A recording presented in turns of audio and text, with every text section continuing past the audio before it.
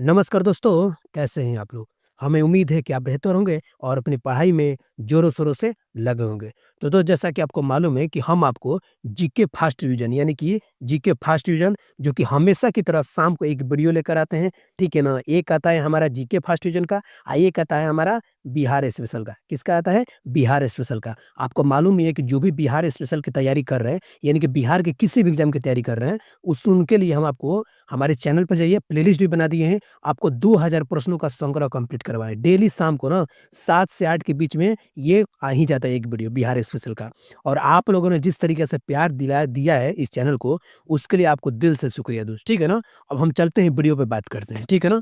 तो देखिए, ये जो टॉप 60 यानी कि टॉप 16 जो प्रश्न करवाएँगे, आपको मालूम होगा कि हमारा प्रश्न कैसा रहता है, बिल्कुल एग्ज़ाम ओरिएंटेड रहता है। कोई भी इधर-उधर की बातें नहीं, सिर्फ़ और सिर्फ़ एग्ज़ाम व्यू की दृष्टि से, ठीक है ना?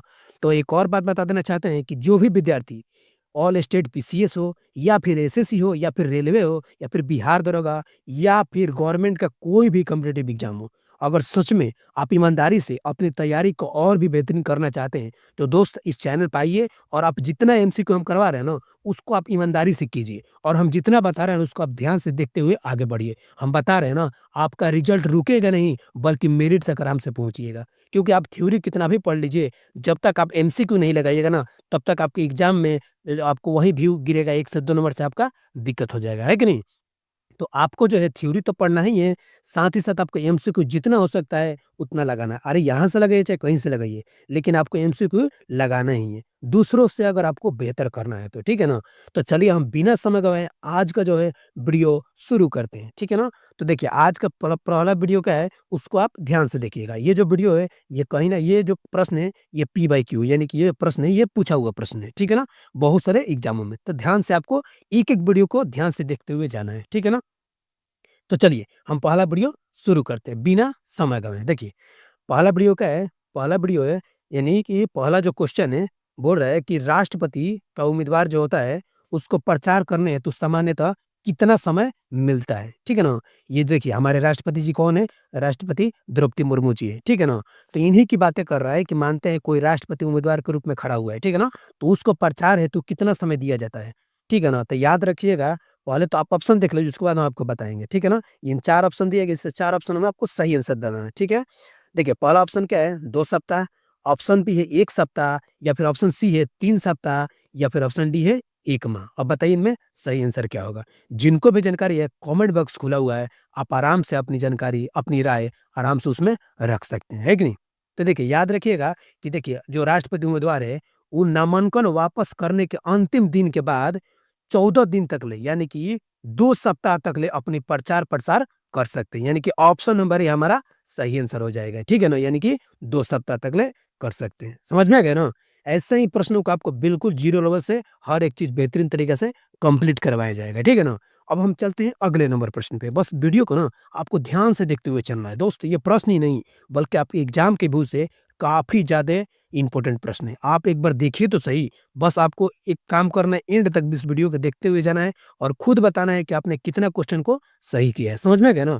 अब हम चलते हैं दूसरे वाले प्रश्न पे। ध्यान से देखते हुए चलना है। बोल रहा है दूसरा प्रश्न बोल रहा है कि आखिर किस अनुच्छेद में शहरी या स्थानीय निकायों से संबंधित 18 कार्यों की सूची दी गई है? पहले प्रश्न को समझना है, घबराना नहीं है, हम हैं ना, घबराना बिल्कुल नहीं है। बोल रहा है कि आखिर जो है किस आर्टिकल में जो शहरी स्थानीय निकाय है, निकाय मतलब होता है संस्था या संगठन, जैसे मानते हैं कि शहर में क्या-क्या आपको दिखता है काम, जैसे कचरे की सफाई करना, नल जितने भी खुले हो उसको बेहतरीन करना, ये किसका काम है? स्ट्रीट लाइट लगवाना, स्वच्छता रखना, किसका काम है? नगर पालिका का काम है, नगर परिषद का काम है कि नहीं? तो उसी की ये बात कर रहे हैं। तो आखिर जो ये 18 कार्य हैं, ये संविधान में आखिर किसमें निहित है?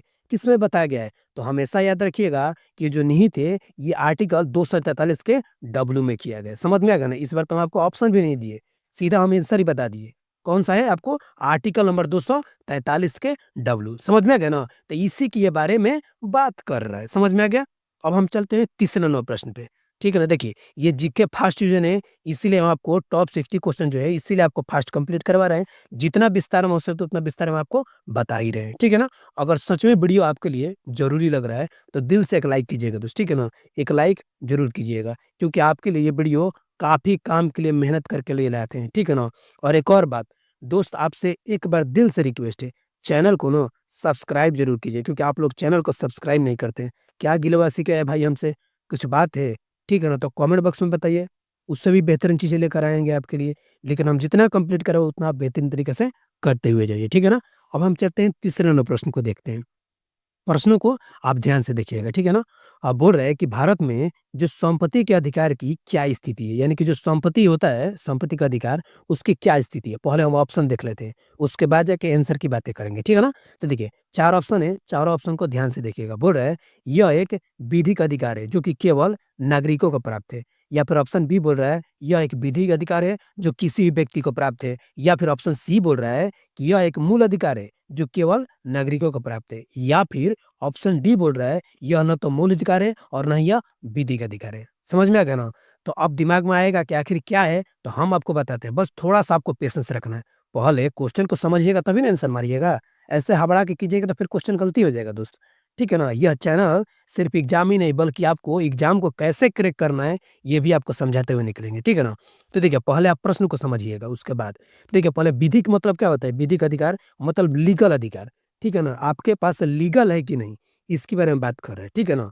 तो आपको मालूम नहीं है जो, पहले ये समझिए कि जो संपत्ति का अधिकार था, पहले क्या था? ये हमारा अधिकार था, यानी कि मूल अधिकार था। लेकिन हुआ क्या? इसको हम ध्यान से समझिए। देखिए, हुआ क्या कि ये जो है 44वां संविधान संशोधन कब हुआ था? 44वां संविधान संशोधन बताइए कब हुआ था? कब हुआ था? 1978 में हुआ था। समझ में आ गया ना? 1978 में। इसमें हुआ क्या? ये संशोधन कर दिया कि ये जो आपका संपत्ति का अधिकार है ना, मूल अधिकार, इसको मूल अधिकार से निकाल के 300 के 300 के ए में, यानी कि 300 के ए में रख दिया गया था। यानी कि अब जाके जो है आपका संपत्ति का अधिकार मूल अधिकार ना होके कानूनी अधिकार हो गया है। समझ में आ गया ना? क्योंकि आपका जो है 44वां संविधान संशोधन से निकाल के 1978 में आपको क्या कर दिया गया था? 300 के ए में रख दिया गया था। समझ में आ गया ना? तो अब जो है आपका संपत्ति का अधिकार जो है लीगल एक अधिकार हो गया है, बल्कि आपका जो है मूल अधिकार खत्म कर दिया गया है। यानी कि सिर्फ़ संपत्ति के अधिकार को मूल अधिकार से निकाल दिया गया है। तो हमारा सही आंसर क्या हो जाएगा? ऑप्शन नंबर बी, यानी कि यह जो है लीगल अधिकार है, यानी कि कानूनी अधिकार है, जो किसी भी व्यक्ति को प्राप्त है। समझ में आ गया ना? ऑप्शन नंबर बी हमारा सही आंसर हो जाएगा। समझ में आ गया ना? देख रहे हैं ना प्रश्नों का लेवल, और हम आपको किस तरीके से सारी चीज़ समझाते हुए जा रहे हैं, है कि नहीं? अब हम चलते हैं चौथा नंबर प्रश्न पे, ध्यान से देखिएगा, ठीक है ना? बोल रहा है, चौथा नंबर प्रश्न, बिल्कुल समय नहीं गँवाया जाएगा, ए टू ज़ेड आपको पॉइंट टू पॉइंट कंप्लीट करवाया जाएगा। समझ में आ गया ना? बोल रहा है कि निम्नलिखित में से कौन-सी 1919 के भारत सरकार अधिनियम की विशेषता नहीं है? तो चलिए हम ऑप्शन देख लेते हैं, उसके बाद फिर से एक बार प्रश्न समझ लेंगे। बोल रहा है कि 1919 के जो भारत सरकार अधिनियम था, आखिर उसकी विशेषता इन 4 ऑप्शनों में से आखिर कौन-सी विशेषता नहीं है? ठीक है ना? तो देखिए, ऑप्शन नंबर ए, केंद्र में द्विसदनीय विधानमंडल। या फिर ऑप्शन नंबर बी है, विधानसभा में निर्वाचित बहुमत होना। या फिर ऑप्शन नंबर सी है, विधान परिषद को बजट पर संकल्प पारित करने का अधिकार दिया गया। या फिर ऑप्शन नंबर डी है, सिखों को सांप्रदायिकता प्रतिनिधित्व दिया गया।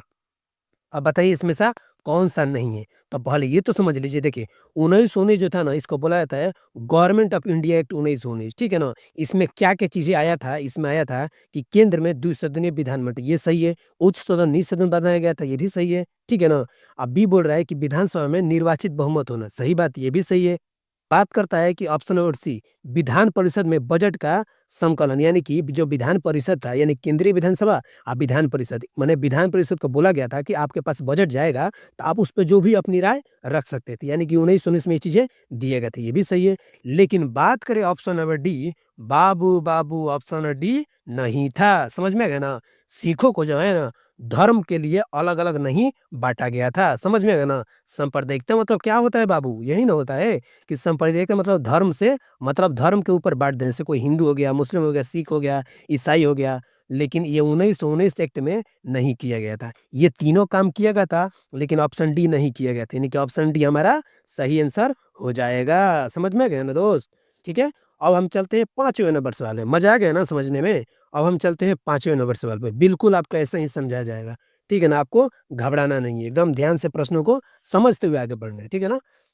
देखिए, ये पाँचों नंबर बोल रहा है क्या सवाल, इसको आप ज़रूर ध्यान से देखिएगा। बोल रहा है कि निम्नलिखित में से एक कायांतरित सेल नहीं है। देख सकते हैं, नहीं बोल रहा है, तो नहीं वाले को तो हम बार-बार बताते हैं कि आप गोला लगा दीजिएगा।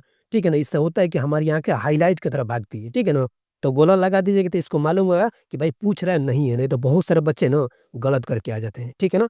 तो देखिए ऑप्शन नंबर 4 ऑप्शनों को ध्यान से देखना है, ठीक है ना?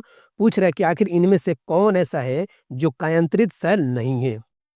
ठीक है ना? तो ऑप्शन नंबर ए है सैंडस्टोन या फिर ऑप्शन नंबर बी है स्लेट या फिर ऑप्शन नंबर सी है संगमरमर यानी कि मार्बल या फिर ऑप्शन नंबर डी है क्वार्टराइज। बताइए इसमें से कौन जो है ये कायांतरित सेल नहीं है? ठीक है ना? तो देखिए इसका सही आंसर क्या हो जाएगा? सैंडस्टोन। और सैंडस्टोन कैसे होगा? इसके बारे में जान लेते हैं। हम बिना बताए हुए भागेंगे थोड़े ना दोस्त आपके लिए। बिल्कुल समझा-समझा कर जाएँगे। ठीक है ना? सिर्फ़ आपको रिज़ल्ट ही नहीं बल्कि मेरिट तक पहुँचाना है और मेरिट तक पहुँचने के लिए आपको हर एक क्वेश्चन को बारीकी से समझते हुए आगे बढ़ना है, सही कि नहीं? तो देखिए ये कायांतरित जो सेल रहता है ना, बहुत साले वर्षों बाद यानी कि कितने सालों वर्षों बाद नीचे जब प्रेशर और गर्मी की वजह से बहुत सारे जो पत्थर है वो धीरे-धीरे किस चीज़ में, किसी और चीज़ में कन्वर्ट होने लगते हैं। उसी को बोला जाता है मिट्टी से मिट्टी बनना, फिर उसके बाद से कन्वर्ट होते-होते प्रेशर झेलना इतने सालों तक ले, उसके बाद से गर्मी झेलना, करते-करते किसी और चीज़ में कन्वर्ट हो जाते हैं। उसी को बोला जाता है कायांतरित सेल। तो देखिए ये जो 3 है ना स्लेट हो गया, संगमरमर हो गया, क्वार्टराइज़ हो गया, ये तीनों के तीनों जो है ना कन्वर्ट हो जाते हैं, ठीक है ना? यानी कन्वर्ट हुए भी हैं, कैंत्रित सेल है, ठीक है ना? लेकिन बात करें वहीं पर सैंडस्टोन ये जो है ये बल्कि आपको कैंत्रित सेल नहीं है, यानी कि ऑप्शन नंबर ये हमारा सही आंसर है। देखिए ये सैंडस्टोन है, यानी कि इसको बोला जाता है कि जो बालू पत्थर बोला जाता है, बालू पत्थर। आपको मालूम है कि ये क्या होता है सालों-साल बालू एक-दूसरे में चिपक जाते हैं, उसके बाद ये स्टोन का रूप ले लेते हैं। लेकिन रियल में ये किसी और चीज़ में कन्वर्ट नहीं होते हैं, समझ में आ गया ना? तो यही है हमारा सैंडस्टोन। अब हम चलते हैं अगले नंबर प्रश्न पे। अगला वाला प्रश्न क्या है?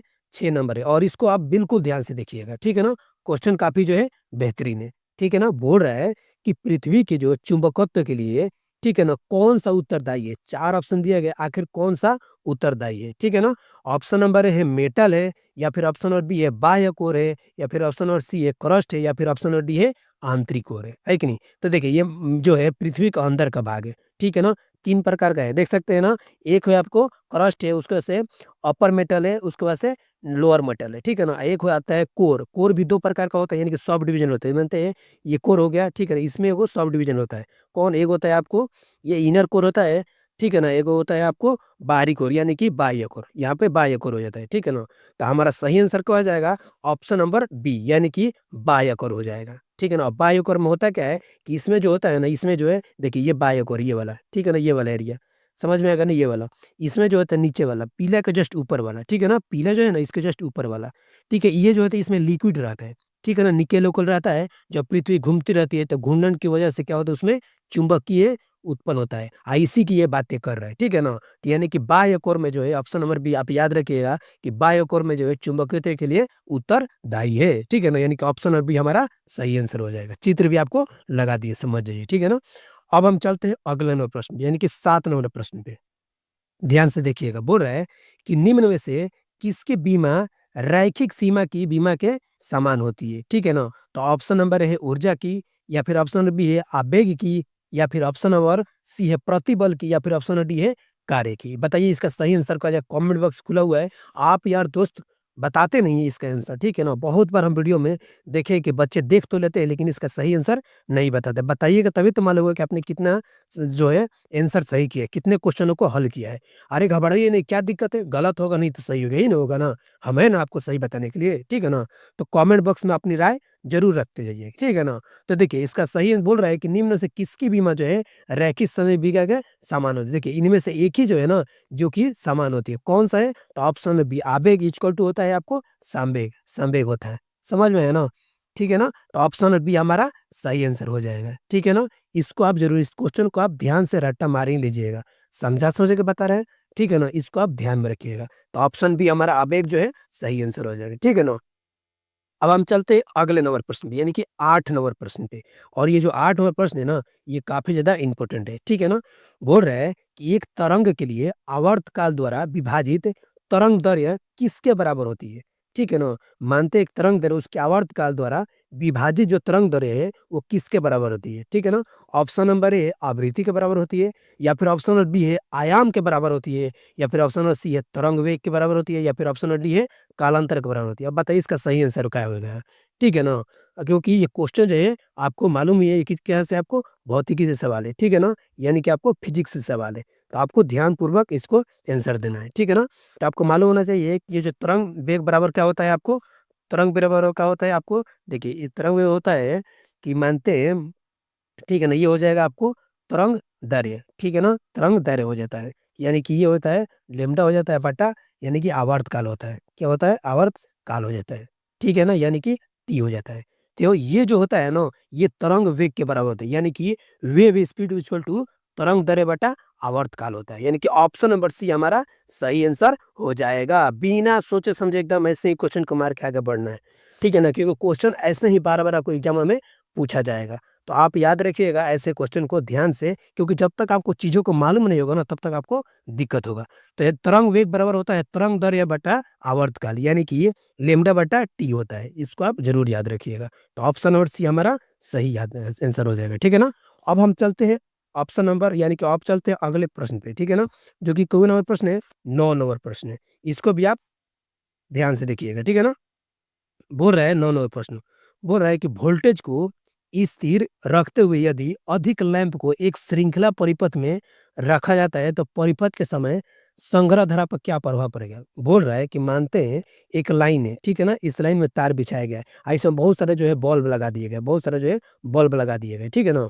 बहुत सारे जो है क्या किया गया है, बल्ब लगा दिए गए।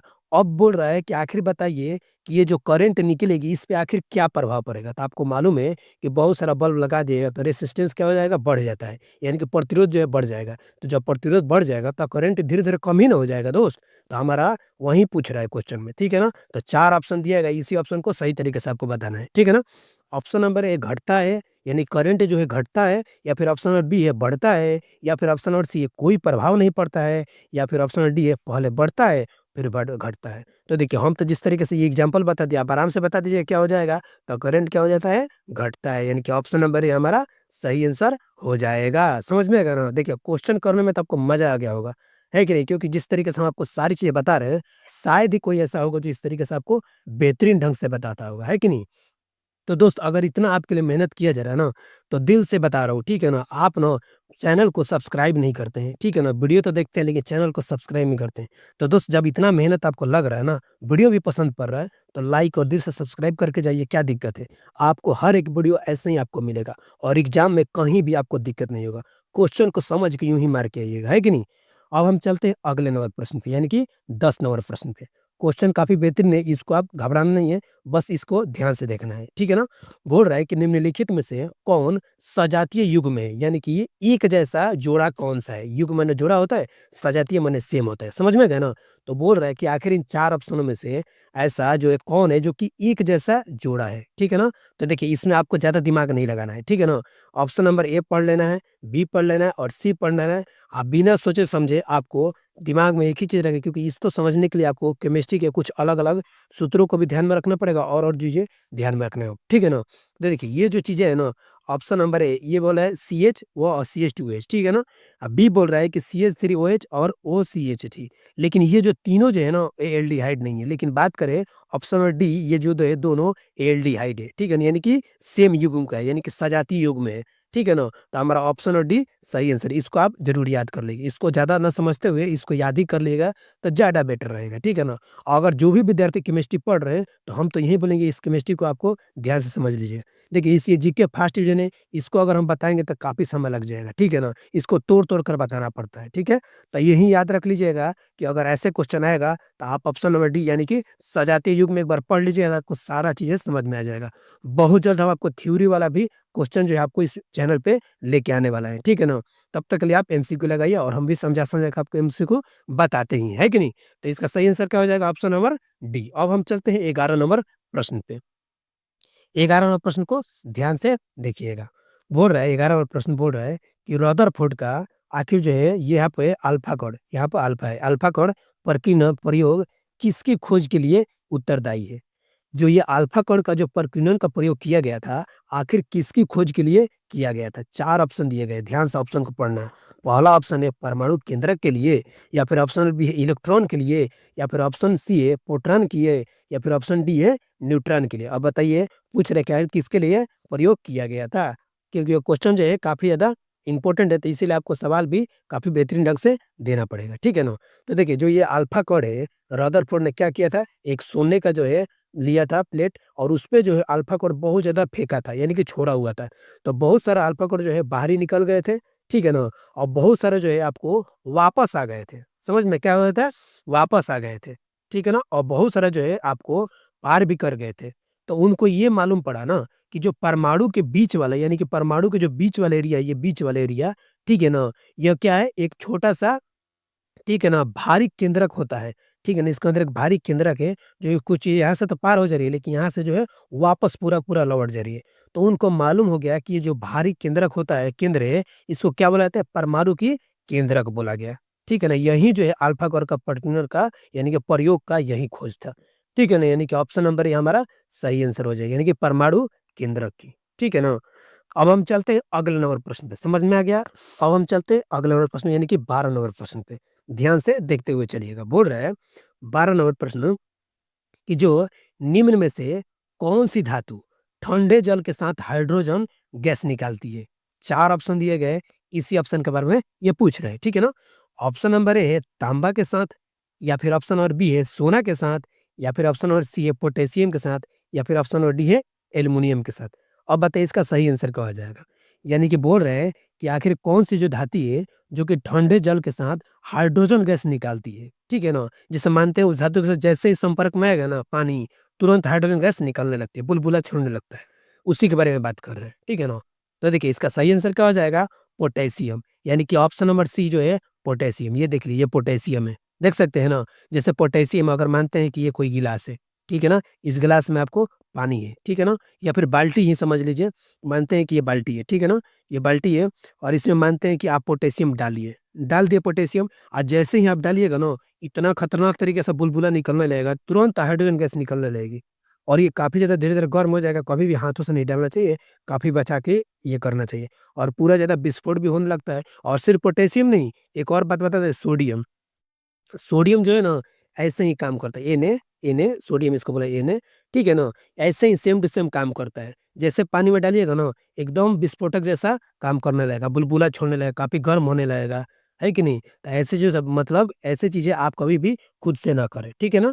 तो बोल रहा है कि निम्न निम्न में से कौन-सी धातु जो है, ये ठंडे जल के साथ हाइड्रोजन गैस निकालती है? तो याद रखिएगा ऑप्शन नंबर सी पोटेशियम। अगर पोटेशियम नहीं होगा तो सोडियम होगा। यानी कि पोटेशियम और सोडियम जो है ये हाइड्रोजन गैस के साथ अभिक्रिया करती है, यानी कि ठंडे जल में। समझ में गए ना? अब हम चलते हैं 13 नंबर प्रश्न देखते हैं। 13 नंबर प्रश्न, ठीक है? बोल रहे हैं 13 नंबर प्रश्न कि पॉलीक्लोर नाइट्रोकॉल, ठीक है ना? आधा-आधा पढ़िएगा, ज़्यादा बेहतरीन तरीके से समझ में आएगा, है कि नहीं? थोड़ा-सा ये शब्द जो है लंबा है, लेकिन हम है ना आपके लिए सारी चीज़ें आसान कर देंगे, है कि नहीं? बोल रहा है कि पॉलीक्लोर नाइट्रोकॉल एक औद्योगिक स्तर पर क्या नाम है? तो पहले ये समझ लीजिए, ये जो है पॉलीक्लोर क्या है? ये आर्टिफ़िशियल एक रेशा है, यानी कि फाइबर है। समझ में आएगा ना? इसको आखिर ये बोल रहा है कि आखिर उद्योग में, मानते हैं कंपनियों में या फिर बहुत सारे काम-काजों में, आखिर इसको किस नाम से पुकारा जाता है? ऑप्शन नंबर ए है ओरिलॉन, यानी कि एरिकन, या फिर ऑप्शन नंबर बी है ड्रेकोन, या फिर ऑप्शन नंबर सी है मेलामाइन, या फिर ऑप्शन नंबर डी है बेकेलाइट। ठीक है ना? देखिए ये नहीं होगा, यहाँ पर लग गया है गलती से, ठीक है ना? तो पूछ रहा है कि आखिर जो है पॉलीकिलो नाइट्राइल औद्योगिक स्तर पर क्या नाम है? इनका औद्योगिक स्तर माने उद्योगों में आखिर किस नाम से इसको बुलाया जाता है? ठीक है ना? तो आपको मालूम ही है कि ये जो ओरेलोन, यानी कि ऑप्शन नंबर ए ओरेलोन और एलिक्रॉन, इसको जो है उद्योगों में ओरेलोन या फिर एलिक्रॉन के नाम से बुलाया जाता है। यह एक आर्टिफिशियल फाइबर है, ठीक है ना? जिसको रेशा बोला जाता है, उसी को जो है उद्योगों में ओरेलोन या फिर एलिकन के नाम से भी बुलाया जाता है। समझ में आ गया ना? तो ऐसे-ऐसे बड़े जो शब्द होते हैं ना, सिर्फ़ हमको डराने के लिए होते हैं, इसमें कुछ होता नहीं है। जब इसका पर्यायवाची नाम समझ जाइएगा ना, या फिर और औद्योगिक स्तर पर क्या बोला जाता है, इनका और नाम क्या है, तो आप आराम से यूँ ही बना दीजिएगा। क्वेश्चन सिर्फ़ बड़े-बड़े ये शब्द इसलिए दिए जाते हैं ताकि बच्चे को ना जानकारी हो तो छोड़ के चला जाए। लेकिन हम हैं ना, आपको कोई भी क्वेश्चन छोड़ के तभी आना है जब आपको टच ना हो पाए क्वेश्चन। ठीक है ना? अगर 50 भी समझ में आ रहा है, तो आराम से बना के आना है। समझ में आ गया ना? तो ऑप्शन नंबर ए हमारा सही आंसर हो जाएगा, ठीक है? अब हम चलते हैं अगले नंबर प्रश्न पे। अगला और जो प्रश्न है, 14 नंबर प्रश्न बोल रहा है कि ये जो फुसफुस गुहा होता है, उसमें जो भरे तरल जो पदार्थ होता है, उसका क्या कार्य होता है? ठीक है ना? देखिए, ऑप्शन नंबर 4 ऑप्शनों को पहले समझ लीजिए, उसके बाद हमको समझाते हैं, ठीक है ना? ऑप्शन नंबर ए, फुसफुसावरण को नम तथा चिकन बनाना, या फिर ऑप्शन नंबर बी है, फुसफुसावरण और घर्षण मुक्त रखना, या फिर ऑप्शन नंबर सी है, फेफड़े की सुरक्षा करना, या फिर ऑप्शन नंबर डी है, यकृत की सुरक्षा करना। ठीक है ना? तो देखिए, ये पहले बहुत सारे लोग जो बायोलॉजी पढ़े होंगे, अगर डीप में नहीं पढ़े होंगे, तो उनको हम बता देंगे, और नहीं तो जिनको मालूम होगा, वो तो आराम से आंसर बता देंगे, है कि नहीं? तो भाई किस बात की देरी है दोस्त? कमेंट बॉक्स खुला हुआ है, आराम से बताइए, है कि नहीं? हम तो उन स्टूडेंट की बता रहे हैं, जो स्टूडेंट को नहीं मालूम है, ठीक है? तो देखिए, ये जो फुसफुस गुहा होता है, याद रखिएगा कि जो हमारा फेफड़ा होता है ना, फेफड़ा, ठीक है ना? ये फेफड़ा का ना दोनों तरफ में एक झिल्ली होती है, हमारे फेफड़े को कवर कर रखती है, ठीक है ना? देख सकते हैं यहाँ पे, और उसी के बीच में ना, 2 कवरों के बीच में कुछ तो खाली जगह होगा ना, उसी के बीच में एक लिक्विड होता है, यानी कि फ्लूइड होता है, ठीक है ना? तरल पदार्थ होता है। उस तरल पदार्थ का क्या काम है, उसी के बारे में ये पूछ रहा है, ठीक है ना? तो देखिए, जो तरल पदार्थ होता है, उसका काम है लुब्रिकेंट का, यानी कि घर्षण जब होता है, तो उसको घर्षण को मुक्त रखने का। ठीक है ना? यानी कि जब रगड़ होता है, साँस हम लोग लेते हैं, छोड़ते हैं, तो फेफड़ा हमारा फूलता है, फिर जाता है, ठीक है ना? होता है कि नहीं? आपको मालूम है? तो उस रगड़ को ना मुक्त रखने के लिए जो लुब्रिकेंट का काम कौन-सा करता है? वही तरल पदार्थ करता है, जो कि दोनों झिल्लियों के बीच में उपस्थित रहता है। समझ में आ गया ना? तो उसी के बारे में बस ये पूछ रहा है। हमें उम्मीद है कि आपको समझ में आ गया होगा, है कि नहीं? तो उसी के बारे में ये पूछ रहा है। तो आखिर इस तरल पदार्थ का क्या कार्य है? तो फुसफुसावरण के नम को चिकन बनाना, चलिए ठीक है, या फिर ऑप्शन बी बोल रहा है फुसफुसारों को घर्षण मुक्त रखना, या बिल्कुल राइट बोला है। यानी ऑप्शन और बी हमारा सही आंसर हो जाएगा। क्या हो जाएगा? फुसफुसारों को घर्षण मुक्त रखने के लिए, यानी ऑप्शन और बी हमारा सही आंसर हो जाएगा। समझ में आ गया ना दोस्त? किसी भी प्रकार का दिक्कत हो, कमेंट बॉक्स में बताइएगा। हम आपके लिए पूरा जी जान लगाकर ये सारी चीज़ें बता रहे हैं, है कि नहीं? किसी प्रकार का दिक्कत हो ज़रूर बताइएगा। अब हम चलते हैं आज का जो है आखिरी सवाल, और काफ़ी बेहतरीन सवाल पे, ठीक है ना? नहीं, आज का आखिरी नहीं है, 15 उसके बाद एक और करवाएँगे, ठीक है ना? देखिए, 15वां सवाल क्या है? रायमोना राष्ट्रीय उद्यान जो है, भारत के किस राज्य में स्थित है? देखिए, ये रायमोना जो राष्ट्रीय उद्यान है, ये एग्ज़ामों में कितनी बार ही पूछा हुआ है, ठीक है ना? तो उसी के बारे में पूछ रहा है। जो रायमोना राष्ट्रीय उद्यान है, ठीक है ना? नेशनल पार्क है, वो आखिर जो है भारत के किस राज्य में स्थित है? इसी के बारे में पूछ रहा है, ठीक है ना? 4 ऑप्शन दिया गया है। ऑप्शन नंबर ए है असम में, या फिर ऑप्शन नंबर बी है कर्नाटक में, या फिर ऑप्शन नंबर सी है एमपी में, यानी कि मध्य प्रदेश में, या फिर ऑप्शन नंबर डी है हिमाचल प्रदेश में। बताइए इसका सही आंसर क्या हो जाएगा? पहले ये समझ लें, देखिए, ये जो है रायमोना राष्ट्रीय उद्यान किस चीज़ के लिए फ़ेमस है? तो यहाँ पर जो गोल्डन लंगूर होते हैं ना, उनके लिए फ़ेमस है। साथ ही हाथियाँ भी हैं, उसकी वजह से यहाँ पर जैव विविधता यानी बायोडायवर्सिटी, यानी कि बहुत सारे तितली हो गया, या फिर नेचुरल जो है बहुत सारी चीज़ें वहाँ पे आपको मिलेगी। ये साथ ही साथ बता देना चाहता है, ये जो रायमोना नेशनल पार्क है, ये नियर भूटान बॉर्डर, यानी कि जो भूटान के नज़दीक वाला जो बॉर्डर है ना, वहीं पर ये स्थित है। आप आराम से बता सकते हैं यहाँ पे कहाँ है।